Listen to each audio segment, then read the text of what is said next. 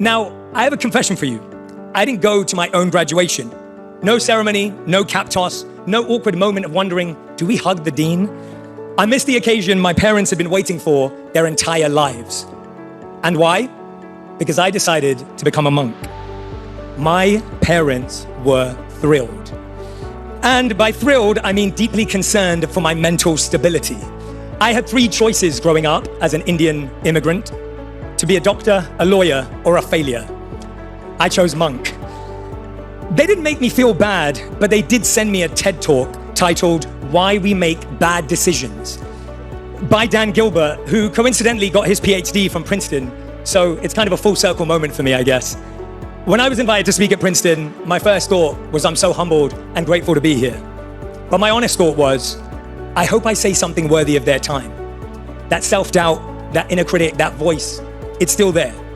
The one that's been with me since I was 8 years old, standing on a stage, giving my first speech ever. My mom had volunteered me to speak and sing at my school's Diwali assembly. I was dressed in what looked like a toga, and considering I was slightly overweight, a lot of me was hanging out.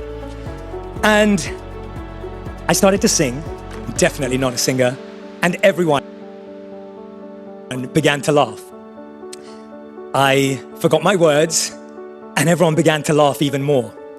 I then looked down to read the next line, only I couldn't because my tears had smudged the words. Everyone began to laugh harder. Now, to make things even worse, if that was even possible, my teacher came on stage, put her arm around me, and walked me off stage. And that was my first experience of public speaking. And all I could think about was what my friends thought of me. When I got rejected by a girl in my teens, I played it over and over in my head for days. Not because she rejected me, but because I was scared of what she thought.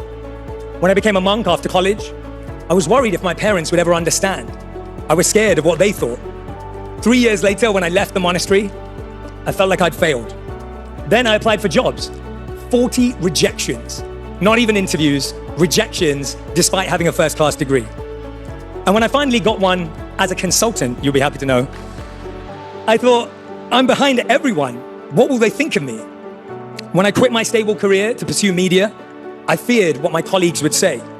When I pitched my video ideas to 3 executives, one said I was too old, the second said I was too young, the third said I was the right age, but it was the wrong time. I was 28 and confused. I had no idea what would come next. When I started my podcast, a production company backed out 2 weeks before launch. They said, and I quote, it would never be big. When I wrote my first